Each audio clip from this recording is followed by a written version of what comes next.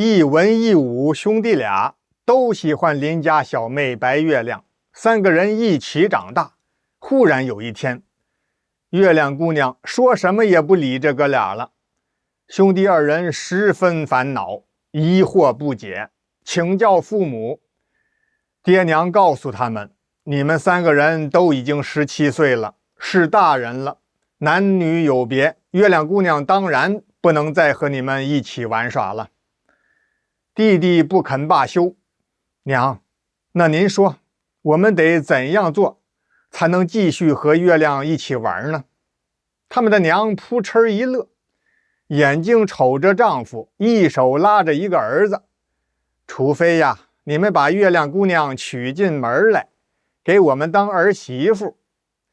這當娘的本來是一句玩笑話，逗兩個兒子開心的，沒想到兄弟倆都認真了，非要讓父母做主，把月亮娶進門當自己的媳婦不可。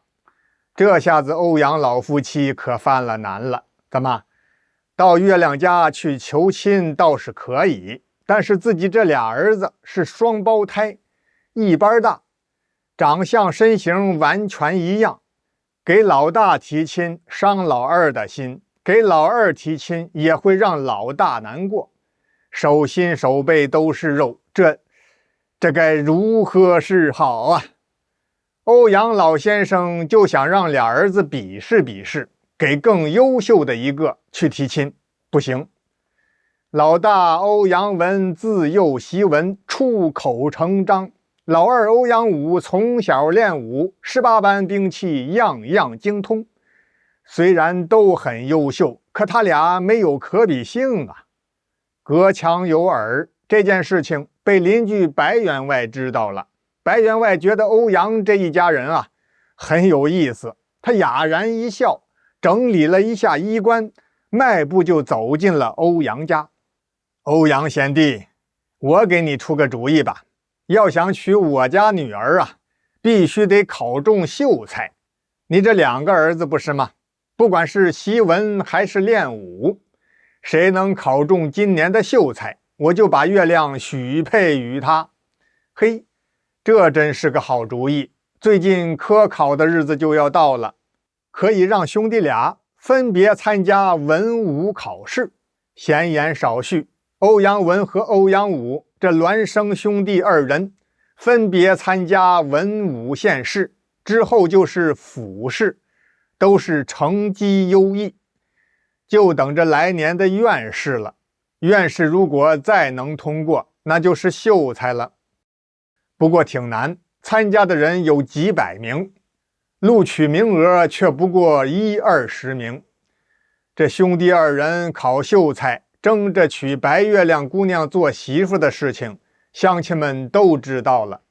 其中有個土霸財主於金國，心中大為不悅。好啊，那月亮小美人兒，老夫早就打定了主意，等她一滿18歲，我就上門提親，將她娶進我的家門。什麼？現在那窮酸的教書匠歐陽青雲的倆兒子都想爭着娶月亮，真是不知好歹。老夫非得給你們點顏色瞧瞧不可。這土霸財主於金國的大管家朱肥最懂主人的心思。老爺，這您何必擔心，何必生氣呢？小的我有一計，保證讓您不但出了氣，還能如願以償，把我外甥女娶過門來。感情这個朱肥啊，還有另外一個身份，白月亮姑娘的親舅舅。土霸財主於金國聽了朱肥的計策之後，他是目露凶光，呲着黃板牙一陣冷笑。好，你就親自去辦吧，事成之後我必有重賞。朱肥奉命，分別單獨找到歐陽兄弟，偷偷交給每個人1包藥面。好孩子，我這個當舅舅的特別希望你能夠娶了我的外甥女。這包藥啊，吃了之後可以讓人迷糊1整天。參加院試的時候，提前暗中讓你那兄弟吃下去，到时候考中秀才的，不就是你自己了吗？月亮就是你的媳婦了啊！一定要严加保密。”朱肥对欧阳文和歐陽武都是這麼說的，可歐陽兄弟哪裡知道，這哪是什麼迷糊藥，根本就是劇毒奪命散。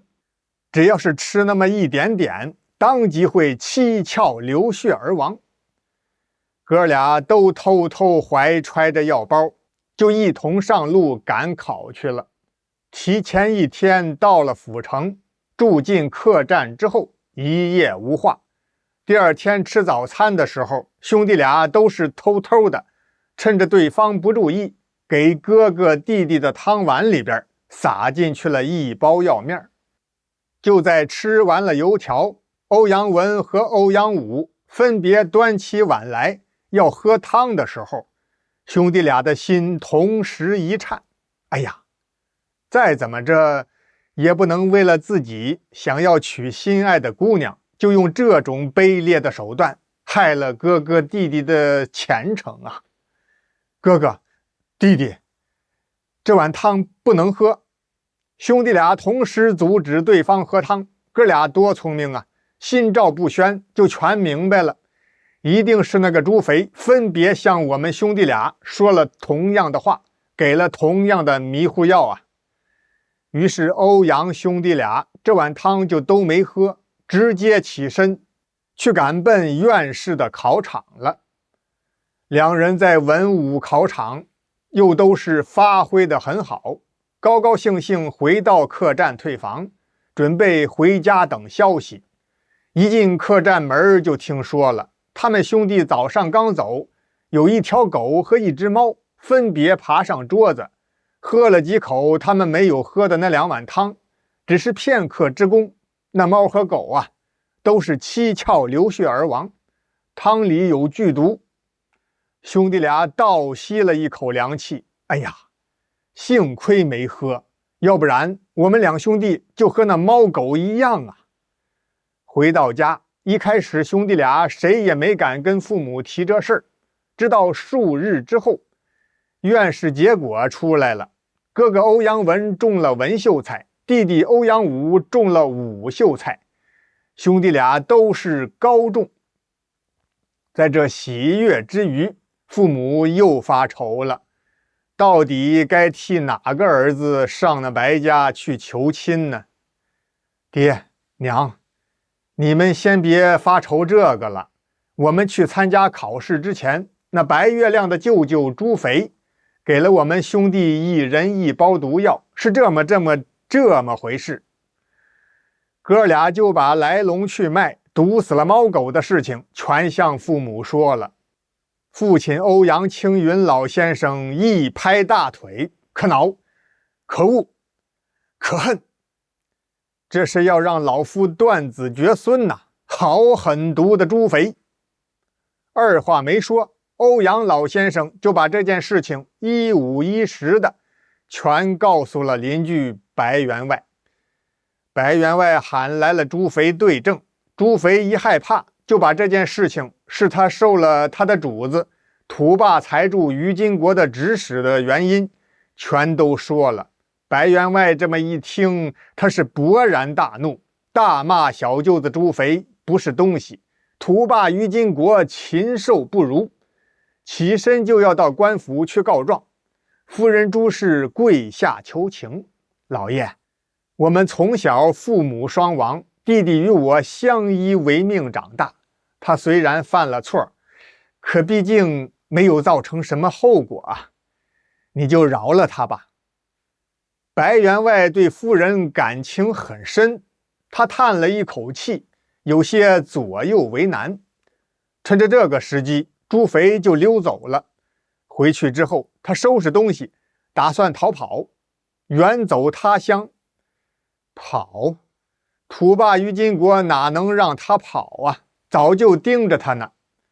因為朱肥知道於金國做過的所有的壞事情，包括幾樁人命案。朱肥背着個包袱，剛一出屋，就被幾條大漢給圍住了。認識全是於金國府裡的打手。朱斐正要求饒命，武藝超群的歐陽武從大樹後面竄了過來：“住手！留下朱斐，你們逃命去吧！”好小子，口氣不小。幾名打手一擁而上，結果被歐陽武打了個東倒西歪。就這樣，歐陽武把朱斐救回了他的姐姐家，也就是白員外的府上。歐陽文不但出口成章，口才也很了得，三言五語勸說的朱斐到衙門去投案自首，主動交代了以前所犯的罪行，把他的主子土霸财主於金國所有的罪惡全都說了。於金國罪大惡極，數罪並罰，被判了死刑，秋後問斬。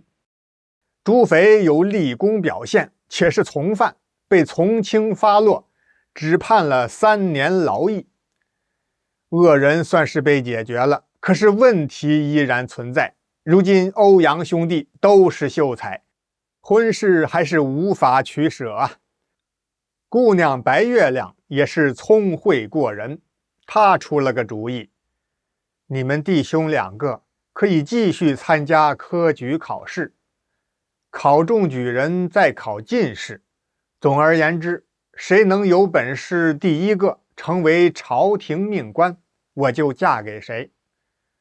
閒言少敘，歐陽兄弟倆一文一武都中了舉人，考了贡生，又全考中了进士，同時被朝廷封了官，榮歸故里。回到家才知道，一直等待着他們的鄰家小妹白月亮，在聽說哥倆同時當了官之後，由於無法抉擇到底是應該嫁給誰，她一着急出家當尼姑去了。歐陽文和歐陽武這兄弟倆好不失落，也只好分別到自己的任上當官去了。